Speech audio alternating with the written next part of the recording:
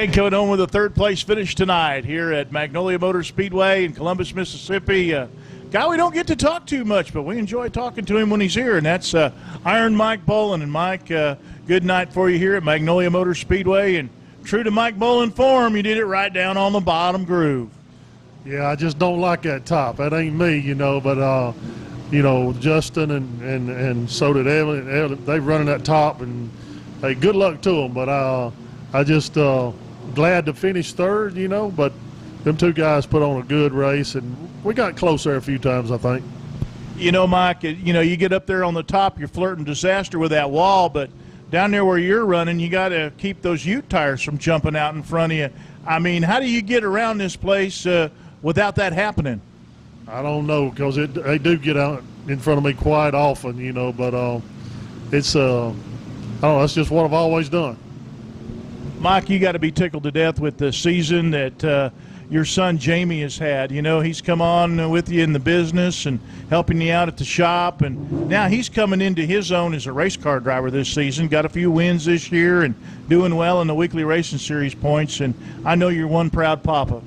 Oh, yeah. I mean, everybody asks me how come I don't race much anymore, and that's the reason, because man, it takes a lot of time just for him, but he does it all right by himself. He don't want no help. He's the midnight burning oil there at the shop.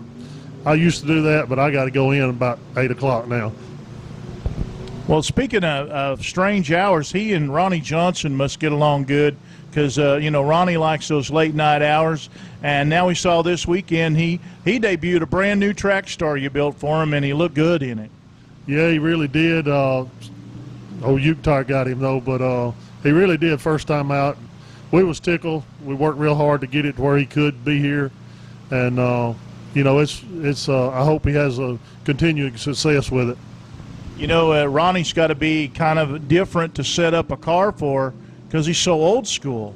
I mean, I was at PRI with him and said, you know, you could probably go get some canister shocks for free from some of these people just because of who you are. And he said, well, if somebody gave them to me, I wouldn't use them. I mean, he's old school on shock setups. I mean, are you that way as well? I mean, you know, you two guys go back a long way. Is it easier for you to work with Ronnie than maybe it is Jamie? You know, Ronnie and I hadn't really got into a lot of conversation yet. We raced against each other through the years. Great guy. Far as setup on his car, he really left it up to us, Jamie and I. He said, I want to try what y'all are doing first. And he seemed to be real tickled with it.